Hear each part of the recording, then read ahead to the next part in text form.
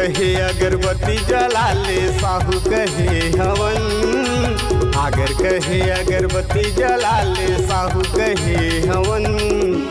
मैं हाथों कहत हो रानी कर ले आंसू गवन। मैं हाथों कहत हो रानी कर ले आंसू गवन। आगर कहे अगरबत्ती जला ले साहू कहे हवन। आगर कहे अगरबत्ती जला ले साहू कहे हवन। मैं हाथों कहत हो रानी कर ले आंसू गवन। मैं हाथों कहत हो रानी कर ले आंसू गवन।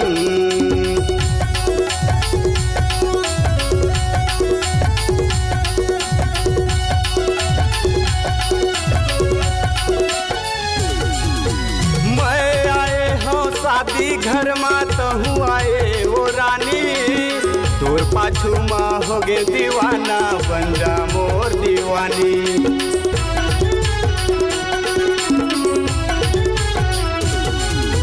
मैं आए हो शादी घर में तहु आए वो रानी।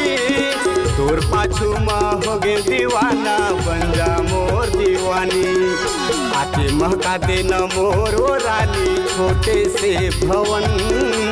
आके महका देना मोर वो रानी छोटे से भवन।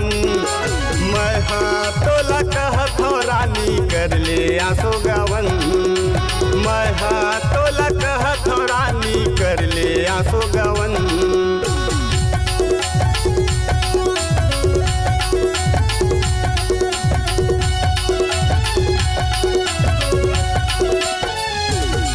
अरे खुश रही थो देख के तोला अच्छा निकलते दिन।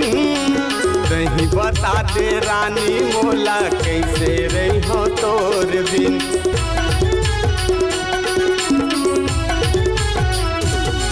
अरे खुश रही थो देख के तोला अच्छा निकलते दिन। कहीं बता दे रानी मोला कैसे रही हो तोर दिन। पंडित जी ते शुरू कर देना जला के हवन। पंडित जी ते शुरू कर देना जला के हवन। अरे मैं हाथों कहत हो रानी कर ले आंसू गवन। मैं हाथों कहत हो बाई कर ले आंसू गवन। आगर कहे अगरबत्ती जला ले साहू कहे हवन। आगर कहे अगरबत्ती जला ले साहू कहे हवन। मैं हाथों कहत हो रानी कर ले आंसू गवन। अरे बाबा तोला कहत रानी कर ले आंसू गवन।